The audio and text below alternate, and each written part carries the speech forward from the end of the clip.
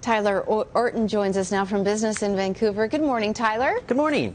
I love this story. The Conference Board of Canada is projecting that BC will lead the country in economic growth this year.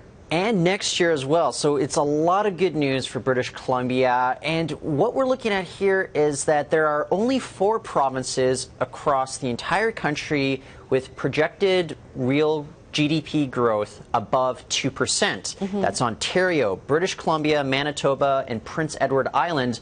But British Columbia, we're projected to have 3% growth both this year and next year. Now, this is all coming from the think tank, the Conference Board of Canada, in its latest economic forecast.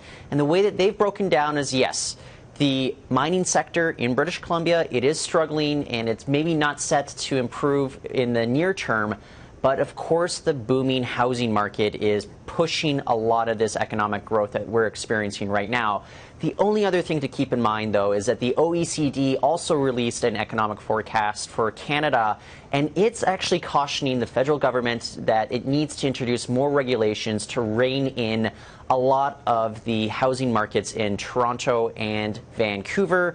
This is creating vulnerabilities, it says, when we have increased household debts across the country. So there is some give and take here when it comes to economic growth. Look, I mean, and Mother Nature says that there's no free lunch at this point. So we have to keep in mind that this could have economic impacts maybe longer term. But for 2016, 2017, BC's outpacing every other province. All right. And a new study from Monster.com asking people if they didn't have to work, would they? I think I can guess what most people said, but what were the results? Yeah, you know, the only surprising thing here is only half of people, about half of people said that they would give up their job if finances did not dictate that they had to continue working. So this is kind of a bit of a fantasy scenario. Let's say you win the lottery, you don't have to work.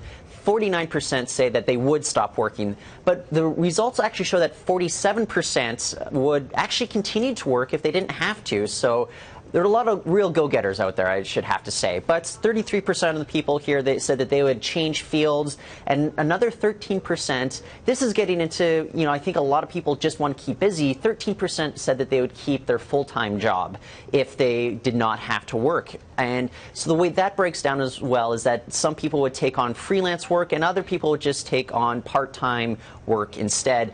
I think, and as I mentioned just before, a lot of people, look, you take a couple weeks off for vacation. After a little while, you might get a little bored. You need to kind of get your mind moving in that direction. So that's why I think a lot of people still want to keep working, even if finances did not dictate that they had to at this point. All right. Good advice, Tyler. Thank you so much for that. Thank you.